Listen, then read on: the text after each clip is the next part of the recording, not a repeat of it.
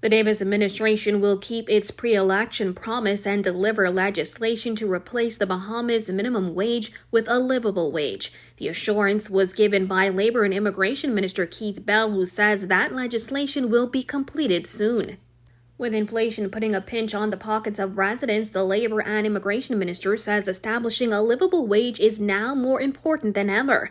Bell telling reporters on the sidelines of an LJM Maritime Academy open house event that it is a priority for the Davis administration.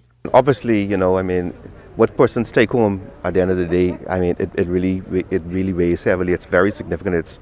Come on, I can't overemphasize that enough. And so that is one of our major things that we hope to achieve in this administration, the elimination of minimum wage and the implementation of a livable wage.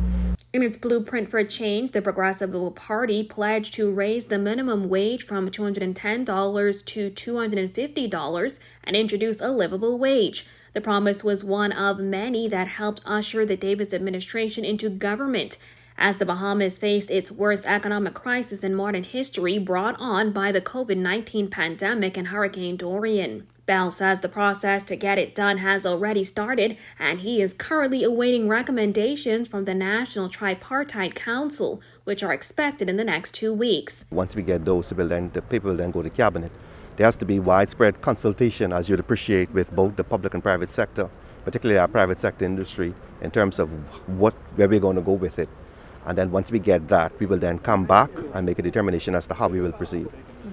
When it comes to what the National Tripartite Council is taking into account for its recommendations, Acting Director of Labor Robert Farquharson says there will be several factors. Farquharson says they include the cost of living, the retail price index, inflation, and a regional comparison on minimum wage. We are committed to doing the necessary research, and I am confident that in the very, very near future, a recommendation will be sent to the government for an increase in the minimum wage.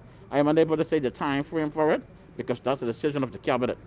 However, I can say that the National Tripartite Council is actively pursuing this measure, and we look forward to submitting a recommendation to the government in the very, very near future. Reporting for Guardian News Network, I'm Jasmine Brown.